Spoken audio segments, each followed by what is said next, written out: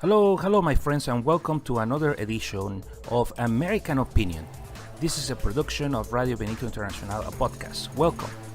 In today's episode, we're going to be discussing the power of media in our minds, and are we not seeing that playing right now on our TV sets, news, and everything else?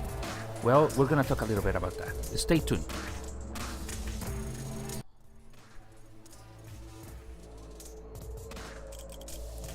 Hello, my friends. Welcome once again. And today, I want to talk to you about the power of media. As you know, media is a powerful tool that those who are in charge of politics, government, any sort of potential places of power do use as a tool to obviously bring their ideas, obviously use the power of the media to bring to the front specific agendas, specific projects. Messages are always being given to you. Some of them obviously come from community, others come from specific institutions, others, like this medium of communication, for example, a podcast, obviously brings you the point of view of that person who is talking to you. And as you know, we all have special interests, or we all have special things that we want to portray, messages that we want to deliver, and specifically universal ideas. Most of the time, those universal ideas have to do with bringing common good, for example. In other words, there's always a unity to the many themes you can be talking about. And it comes down to the way perhaps you've been brought, your social status, your social identification, and even your experiences as a person living in this case, the United States of America, which could be so mixed. Our culture is such a rich and fruitful understanding of so many other interactions that we have out there with so many people from all over the world. But as you know, in America, there's an American way of seeing things, which is very, very different from how someone else, say from England or Australia, will be looking at the same issue and the resolutions they will bring to the table based on their own experiences. Well, we as Americans, we also have localized ways of seeing things.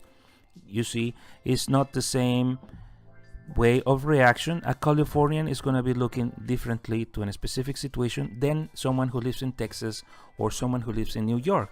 Same thing, someone who lives in the border will look at an issue very differently from one who lives inland or close to the sea or, other places around the United States. And it's because each of us has a specific experience, and that experience obviously talks about who you are as a person.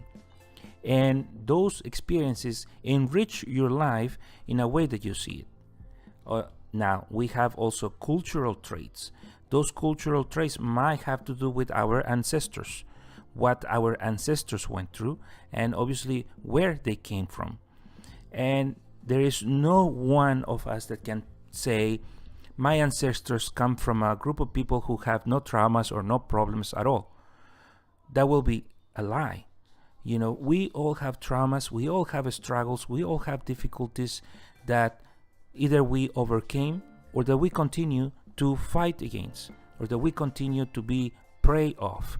And there is no point, my friends, in negating racism, discrimination, and all of those sorts of biases that we have towards other people. And they happen. Sometimes they are unconscious, sometimes they're universal, and sometimes they trigger specific behaviors that we wish people will not have. And such is the case of a specific group which has been very, let's put it this way, popular nowadays prior to Hurricane Harvey, which is that of the Nazis. And there's plenty of information on YouTube as of what are they doing, who are they being supported by, and who are they supposedly fighting.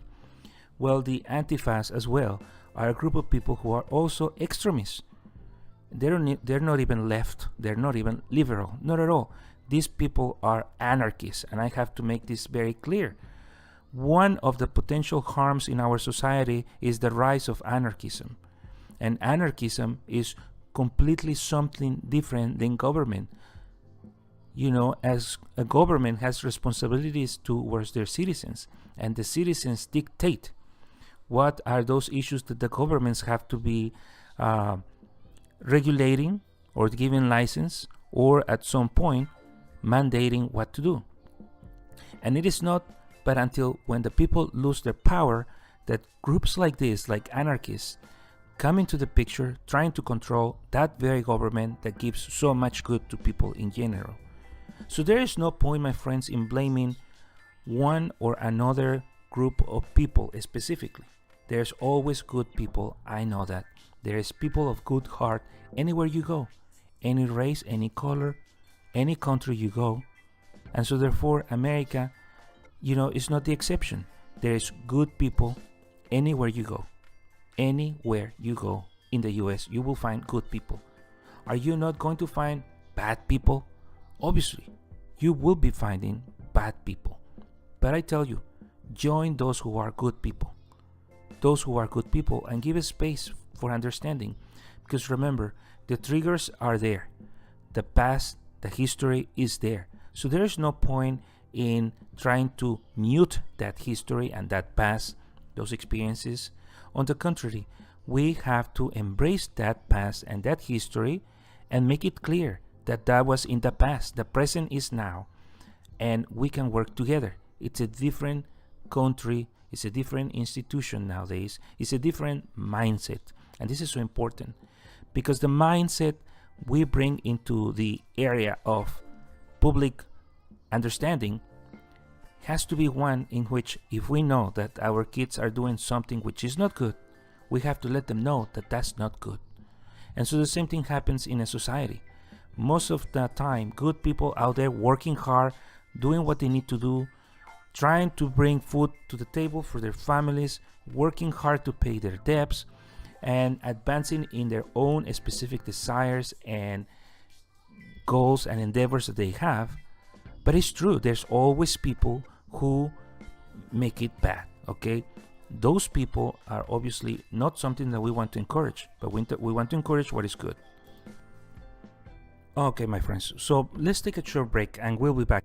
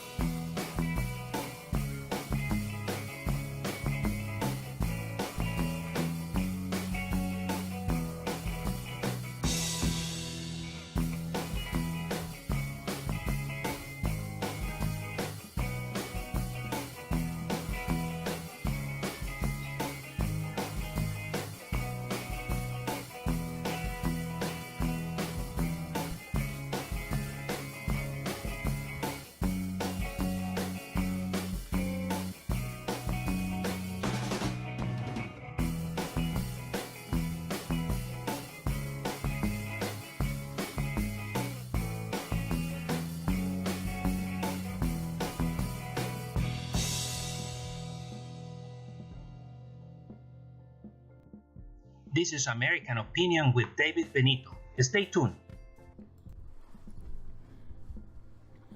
All right, my friends, thank you for staying in there. Yes, this issue of media is so important. It's such a powerful tool. And as you know, media is supposed to deliver a message. And many times it's a propaganda message. And you have to be very picky about this information, specifically because it is self-evident when you get propaganda. You can see it right there. And it really takes an totally uneducated mind to figure out if something is propaganda or no. And most of the time, it's not easy to identify that.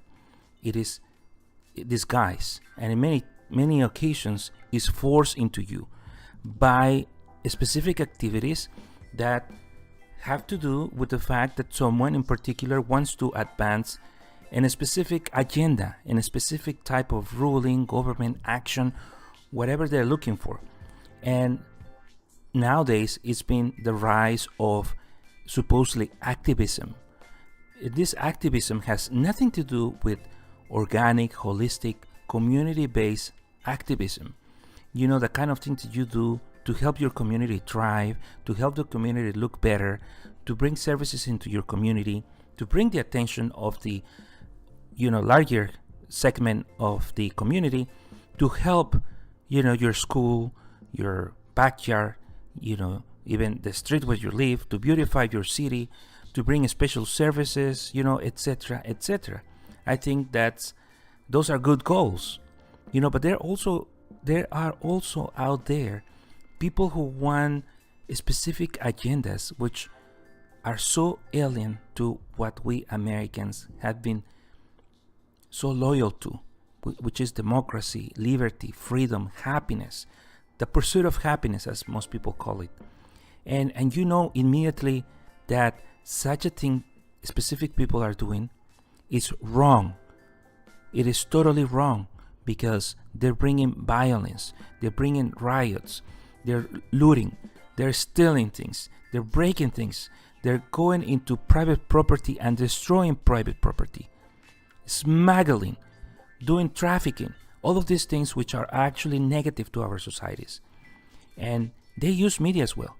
They use media and then disguise their messages as something that it is needed. Such is the case of some extremist leftists out there, which people have rightly so far identified them as communists, as potential Marxists, as people who, and this is very sickening to me, who are looking after evil in order for them to bring transformation. And this is purely wrong. This is purely wrong. Then we have others on the other extreme, which are not even right. They're not even, let's put it, this is progressive or anything like that. These are also extremist people with ideas which are really strange, so alien to American. For example, those that they call themselves Nazis or Antifas. These groups are specifically, and people have already, specific agencies within the government have also identified them as potential groups that have the potential to become enemies of the state, enemies of the people, because of their so radical evil tendencies towards private property and basically the demise, the inflicting of basically ignoring the American rights and responsibilities that every single citizen in the United States have to abide.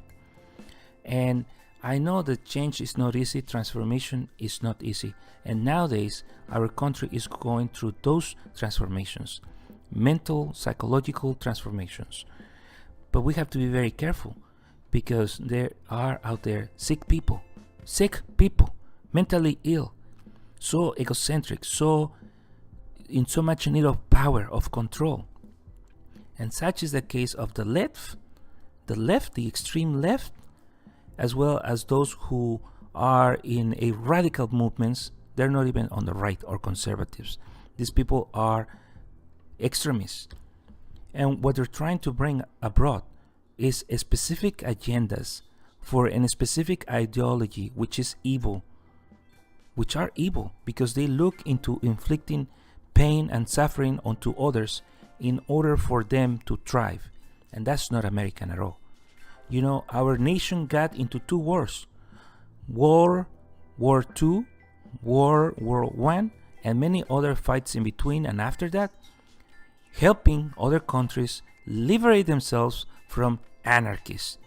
I know there's a lot of criticism about this, but that's the truth. Right now we have one, North Korea, and there's a bunch of others all around the world. Now, are you telling me that we have acted in a specific, for specific reasons? Maybe, but it's for our own convenience. That's true, it's for our own convenience, but it's also a humanitarian base, because some of those countries that we have been into war, it is very well understood that we have liberated these people from anarchism. And there's a difference between anarchism and specific governments that do business with other countries as well. So I'm not trying to make sense of everything in the world, but I do understand the power of media, and I do understand that the more information you have, the better informed you are, and the better assessment you can make of specific circumstances media might present you. Remember, media, as in the mainstream media, they're not acting just because they want to inform you. There's also stuff they want to sell you. And if they can make cows, if they can make a big deal out of something in order for them to sell, to hike the ratings, to make sure that you're plugged into this specific program, they have to do a lot of clowning, a lot of exaggeration, so that you are hooked into this or that specific show or that specific TV news outlet and so on. But media nowadays, there's been a democratization, let's put it this way, of information out there, thanks to the many modes of social media. And it's powerful. It can connect people for good reasons, for good causes, as well as can destroy our communities because they unite themselves to bring evil onto others. So we have to be aware of that as Americans. We have to be aware of that. And let's make our voices be heard, just like they are making their voices be heard. But the great majority of Americans, we're looking forward to work strong to sustain our families, to bring awareness and balance and power to our country. And we love America for the most part. Obviously, we love America. Obviously, we wish things were different, but we respect the freedom of speech, freedom of religion, and so on. But we cannot at all tolerate extremism. We cannot tolerate people who come in and damage others for the sake of their own principles or their own anti-American, anti-Christian ways of looking at things. Most of us in America are Christian, might be secular, but our history has been that of Christianity. And it will be a lie to negate that. We are a Christian nation, and we should be and will prevail to be a Christian nation. We might be too busy working or doing some other stuff, but even the more unchristian people per se, those who do not practice Christianity, they understand the values of America, and that's why they come here. And so we want them to understand that our values in America have to be embraced, because this is our nation. Not at all are we going to transform our beautiful nation into some kind of an extremist country with an anarchist in power. Not at all. So we have to work towards bringing that to consciousness. That is, to work hard for our country and to bring the American ideals to the heart, because America is such a wonderful country and it's such a wonderful place to be. We have a privilege and it's an honor to be an American. But that also means that we have responsibilities and obligations, and we have to respect the others as well. So let's be aware of these rising anarchist ideas which come into power, which have been controlling our laws and are making us miserable because of these specific sick ideas, sick ways of looking at liberty and freedom and pursuit of happiness. All right, my friends, I hope this makes sense. Take good care. God bless you. Bye-bye.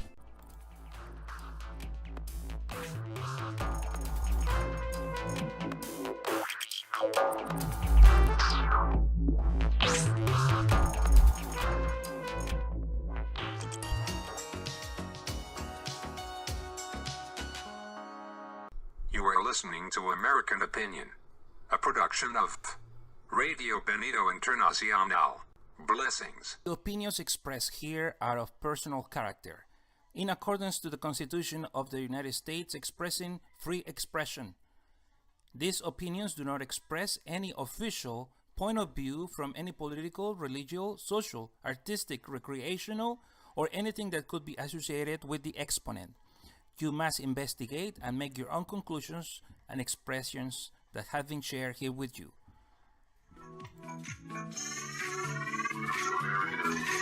Production of Radio Benito Internacional, a podcast.